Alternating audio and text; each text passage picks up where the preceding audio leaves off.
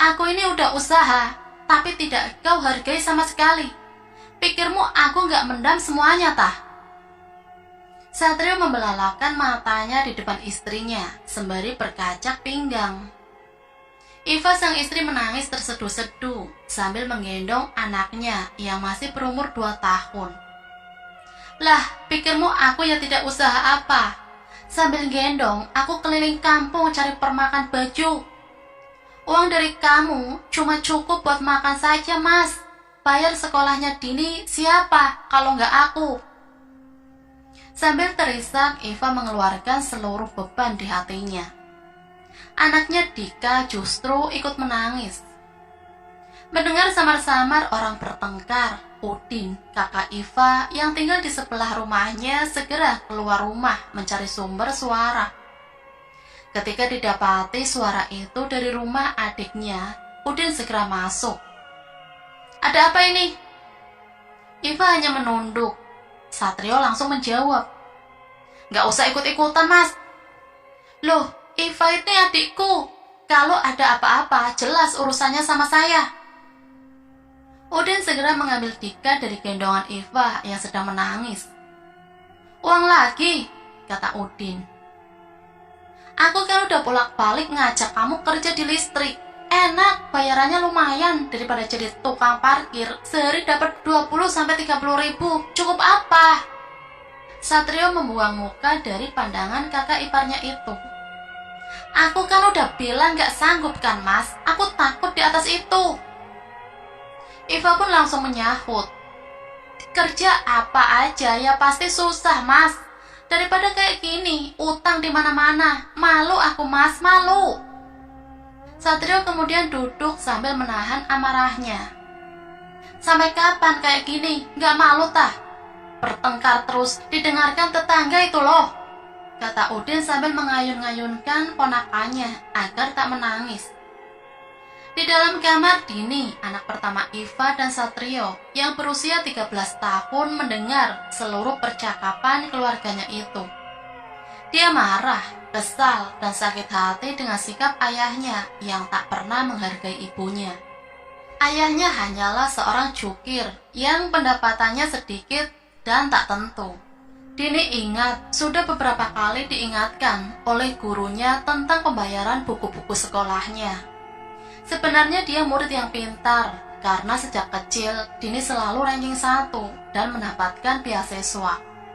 Tapi beasiswa hanyalah untuk SPP saja, sedangkan biaya lain tentu harus dibayar. Setelah semuanya dingin, Udin keluar rumah sambil membawa Dika ke rumahnya. Namun belum sampai masuk rumah, Udin dikagetkan suara tamparan keras dan Iva menjerit. Buru-buru Udin masuk kembali dan mendapati Iva tersungkur dengan darah segar mengalir dari bibirnya. Kurang ajar kamu. Kamu kalau nggak sanggup di sini, pergi dari sini. Rumah ini warisan bapakku. Kamu nggak punya hak di sini. Satrio kebingungan dan langsung bersujud di kaki kakak iparnya itu. Maaf, Mas, aku hilaf. Panas hatiku. Nggak bakal aku kayak gini lagi. Berapa kali kamu ngomong kayak gini? Ini udah terakhir aku maafin kamu. Kalau gini lagi, Iva dan anak-anakmu bakal tak pelihara sendiri. Satrio hanya menunduk sambil bersimpuh di bawah Udin, tanpa berani berkata apa-apa lagi. Pagi harinya Dini berangkat sekolah dengan malas. Sebelum berangkat, dia menghampiri ibunya di dapur. Bu, aku kalau ditanya guruku bilang apa lagi? Aku udah wegah tiap hari dibilangin terus. Sabar nak, nanti ibu dapat bayaran dari Bu Warni. Kemarin orangnya jahit kesini, pasti tak bayar, tenang aja. Dengan langkah gontai, Dini pun melangkah ke sekolah dengan memakai seragam biru putih kebanggaannya itu. Di tengah perjalanan, Dini melihat bapaknya bersama seorang wanita cantik memakai seragam coklat PNS, sedang asik bercanda. Dini mencoba memperjelas penglihatannya. Dia menemukan bahwa wanita itu adalah budenya sendiri. Iya, dia adalah kakak pertama dari ibunya, Bude Nur. Dini merasa tak suka dengan candaan mereka berdua dan segera menghampirinya. "Pak, minta uang saku," sambil menyodorkan tangannya. "Nggak diberi ibumu tah?" Dini menggeleng. Bu Denur segera membuka dompetnya dan mengeluarkan lembaran warna hijau. 20.000 cukup," kata Bu Denur. Dini segera menyahutnya sambil berkata, "Kurang seharusnya." Udah diberi nggak terima kasih, malah gitu," kata bapaknya. Dini langsung melengos dari keduanya dan berjalan tanpa berterima kasih. Di dalam hatinya Dini merasa ada yang tak beres dengan mereka berdua. Dini merasa sakit hati sekali karena ibunya di rumah sedang sibuk dengan segala kegiatannya. Tapi bapaknya malah enak-enakan bercanda dengan wanita lain. Sore harinya, di rumah yang masih beralasan rumah itu, Satrio duduk di atas kursi depan rumahnya. "Bu, besok pagi aku pulang, emak sakit. Ini tadi dikasih tahu Mbak Nur, orangnya pas tugas kesini." "Walah, kok dadak sih mas? Jahitanku belum selesai. Gimana bayarnya Dini ini kalau kamu nggak kerja?" "Ya ditunda aja lah, kayak biasanya." Udin berangkat pagi-pagi dengan mobil box berisi seluruh peralatan kerjanya bersama beberapa orang temannya menuju ke desa seberang. Sampai di sana Udin segera menaiki tiang listrik yang perlu diperbaiki. Tepat di atas tiang, Udin melihat ke bawah jalan. Tepatnya di seberang jalan, ada dua orang yang mereka kenal tengah berjalan sambil bercanda dan akan memasuki hotel. Dia memicingkan matanya sekali lagi untuk memperjelasnya. "Dasar lelaki bajingan." Udin bergegas turun dari tiang. Dua teman di bawahnya keheranan. "Loh, kenapa kamu turun?" "Maaf, kepalaku pusing. Daripada aku pingsan di atas, mending aku turun saja." Kedua temannya mengangguk. "Ya udah, tak ngopi dulu ya." Sambil melambaikan tangan, Udin segera menyeberang jalan. Tanpa diketahui temannya, Udin telah menyembunyikan sebuah pisau di belakang bajunya. Udin menoleh ke sebuah warung soto, kemudian meminta jeruk nipis. "Pak, aku boleh minta jeruk nipis tah? Kepalaku pusing, tak gigite biar melek mataku." Penjual itu pun segera memberi Udin sepotong jeruk nipis, dan Udin segera memasuki hotel tadi. Melihat tubuh kekar Satrio dari belakang, Udin segera bersembunyi di balik dinding, membiarkannya masuk ke dalam kamarnya dulu. Sesaat Udin diam dan memejamkan mata, berusaha mengatur nafasnya karena amarah yang dipendamnya. Tak disangka kakaknya sendiri, Mbak Nur, telah berbuat seperti ini dengan adik iparnya. Mungkin karena telah menjanda 5 tahun, Mbak Nur yang masih terlihat cantik itu merasa kesepian. Karena pekerjaannya sebagai PNS, Mbak Nur selalu menjaga penampilannya. Tiap bulan Mbak Nur ke salon untuk mempercantik dirinya. Jadi meski umurnya sudah tak muda, dia tidak terlihat tua sama sekali. Dan Satrio yang tiap hari bertemu dengan Iva yang acak-acakan, mungkin muak dengan istrinya itu. Sebenarnya Iva juga tak kalah cantik, hanya tidak terawat saja. Setelah merasa agak tenang, Udin segera mendobrak kamar mereka. Di sana Udin mendapati mereka sudah telanjang bulat dan kaget. "Ini tah emakmu yang sakit itu. Dancuk kamu. Mbak Nur, kamu kok nggak malu ngelakuin ini? Kamu gila tah? Dasar kalian berdua." Tanpa berlama-lama, Udin langsung menusukkan pisaunya. Mbak Nur berteriak, "Din, jangan gila!" Dari belakang Udin tanpa disangka, Dini menyahut pisau dari tangan pakdenya itu dan langsung menggorok leher Mbak Nur. Satria mengangah melihat anaknya setega itu. Udin pun tak kalah kagetnya, langsung mengambil pisau dari tangan Dini. "Nak, ngawur kamu, itu budemu," kata Satrio. Dini malah tersenyum puas melihat Bu Denur mati di tangannya. Udin yang melihat Mbak Nur tergeletak bermandikan darah langsung menghampirinya dan meneteskan jeruk nipis di darahnya. Satrio duduk berjongkok sambil memeluk dirinya sendiri, bingung dan takut atas apa yang telah terjadi. Beberapa pengunjung hotel lain masuk ke kamar itu dan berteriak. Sadar bahwa dirinya yang memegang pisau, Udin segera berlari dan menarik tangan Dini. Tak berselang lama, polisi datang dan segera melakukan pencarian. Hanya butuh 1 jam saja, Udin sudah tertangkap di rumahnya sendiri. Iva yang tak tahu apa-apa berusaha menarik-narik kakaknya dari tangan polisi. "Kakak saya salah apa, Pak? Jangan, Pak!" Pak Udin sudah terbukti membunuh kakaknya sendiri, Mbak Nur. Banyak saksinya di sana, Bu. Dek, jantung Iva terasa berhenti berdetak. Dan saat itu juga Iva melepaskan tangan Udin. "Dini di mana, Bu? Dia juga saksi, harus ikut kami ke kantor sekarang." Dari belakang rumah Dini keluar dan menghampiri ibunya. "Ibu tenang aja ya." "Din, kamu kok bisa tahu? Ini gimana ceritanya?" Dini tak menjawab apa-apa. Dia segera ikut polisi bersama dengan Pak D-nya, Udin. Sesampainya di kantor polisi, Dini melihat bapaknya sudah ada di sana. Mereka digabungkan jadi satu dalam sebuah ruangan dan kemudian menanti untuk dipanggil secara bergiliran. "Wes, nggak usah bilang aneh-aneh. Bilang saja kalau aku yang bunuh Mbak Nur. Aku bukannya belain kamu, Trio. Malah kalau bisa, aku bunuh juga kamu itu," saut Udin seketika. "Maaf banget, Cak, kalau aib di saya jelas tak serahkan."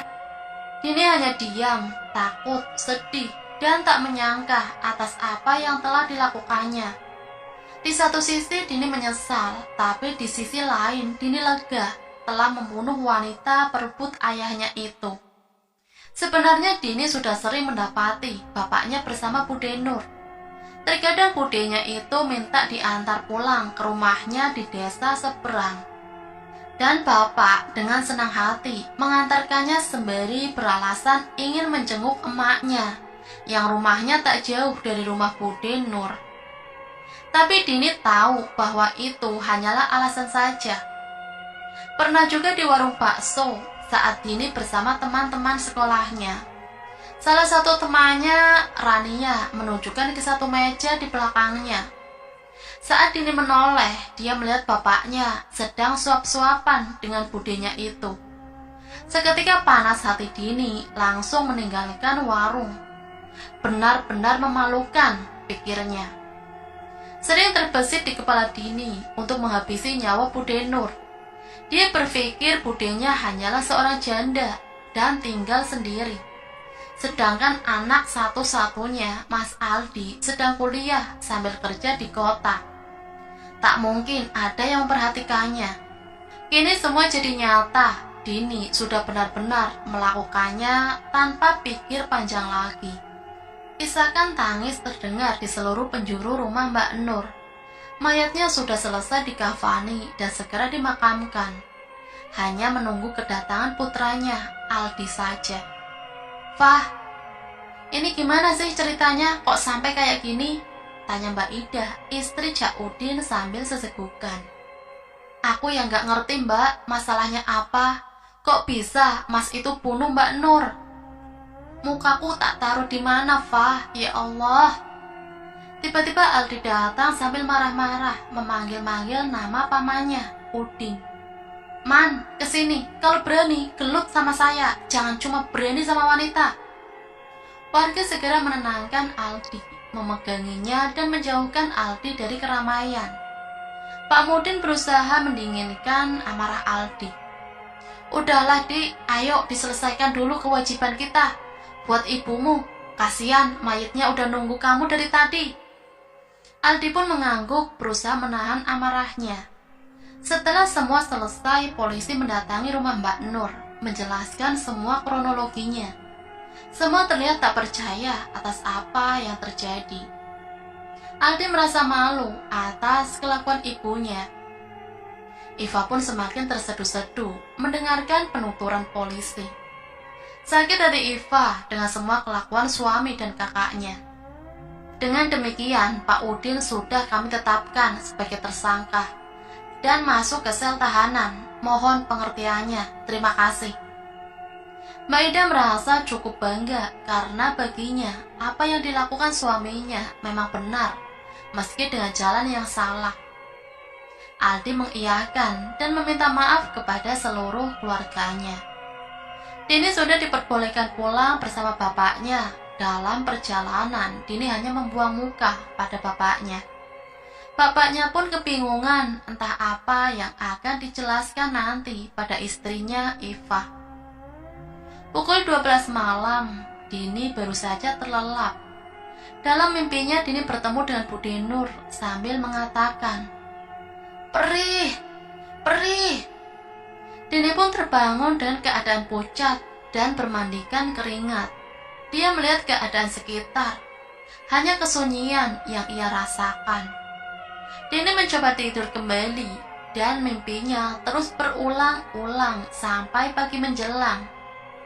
Paginya Dini yang mau berangkat sekolah mendapati bapak dan ibunya bertengkar hebat.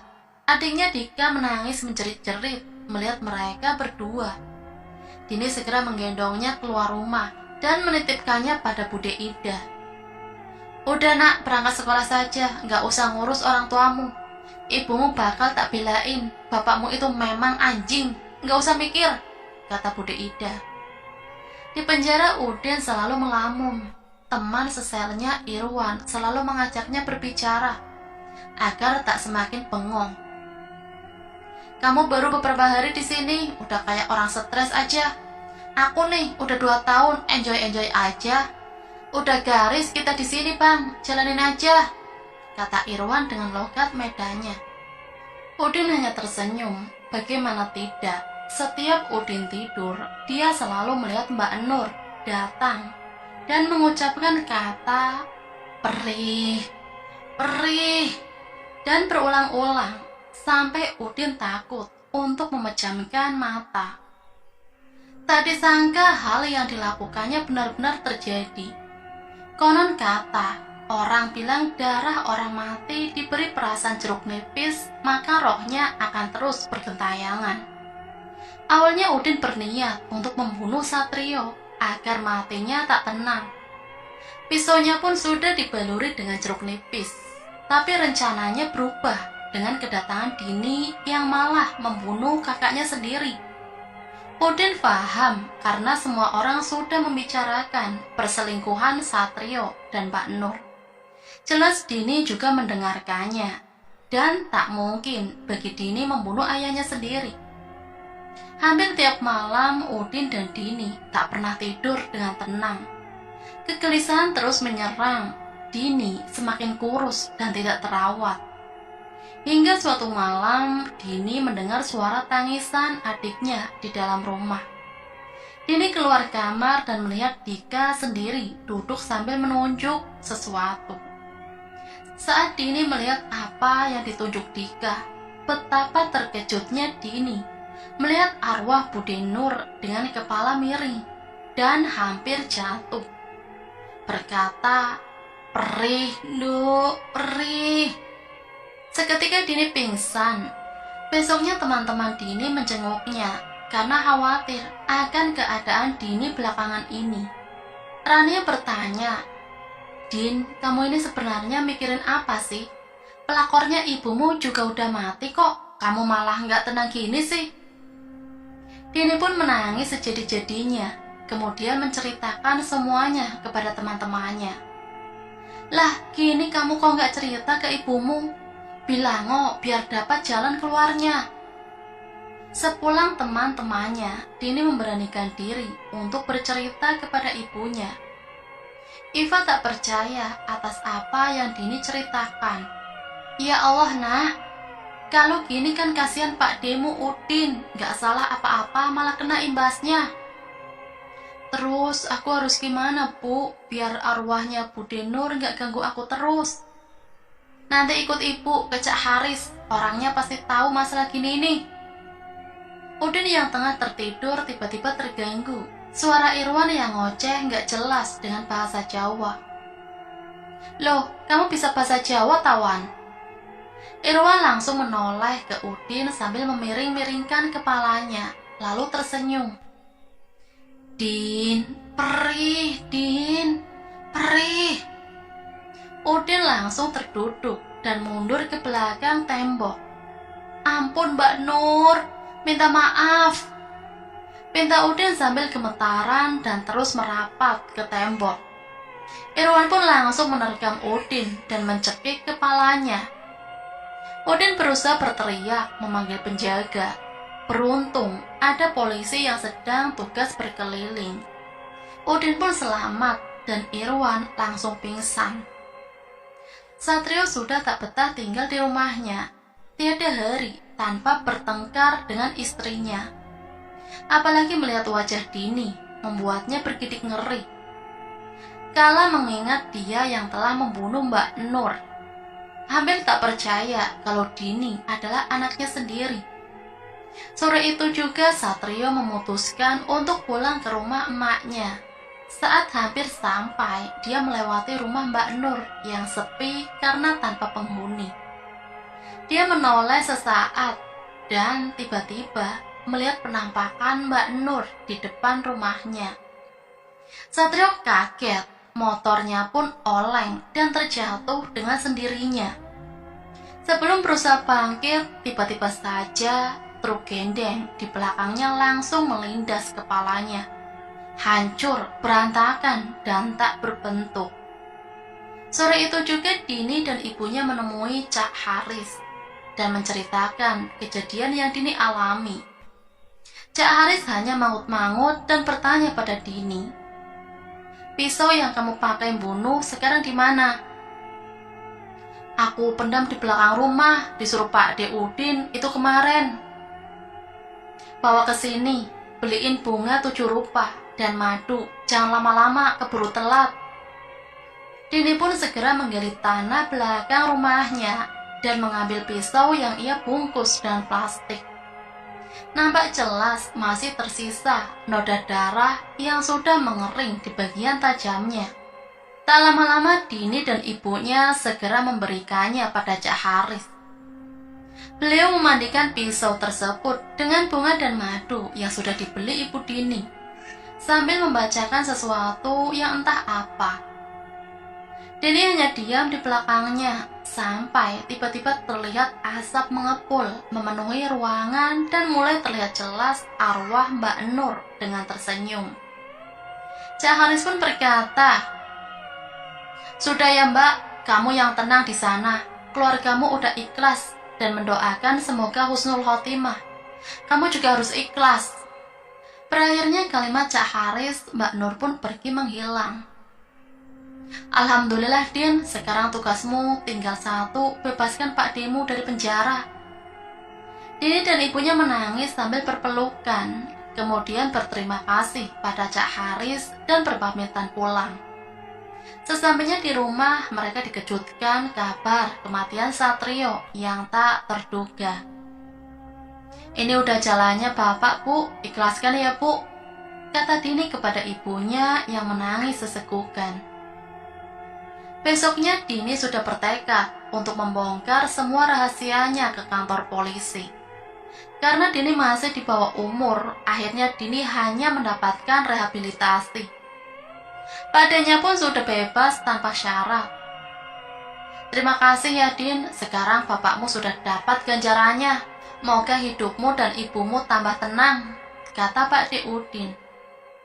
Dalam seminggu Dini 3 kali ke pusat rehabilitasi. Di sana ada anak yang tak suka dengannya, dan saat tak ada seorang pun dalam ruangan, Dini menancapkan pulpen yang ia genggam ke leher temannya itu. Bibirnya tersenyum sinis, kemudian keluar ruangan dan membuang pulpennya ke tempat pembakaran sampah, lalu pergi menghilang. Nah, itulah sepenggal cerita dari kelamnya perselingkuhan yang membawa maut. Wallahu a'lam. Semoga cerita ini bisa jadi pelajaran untuk kita semua. Sampai di sini Mimin pamit undur diri. Mohon maaf apabila ada kesamaan nama maupun tempat kejadian. Itu semua hanyalah kebetulan. Akhirul kalam, wassalamualaikum warahmatullahi wabarakatuh.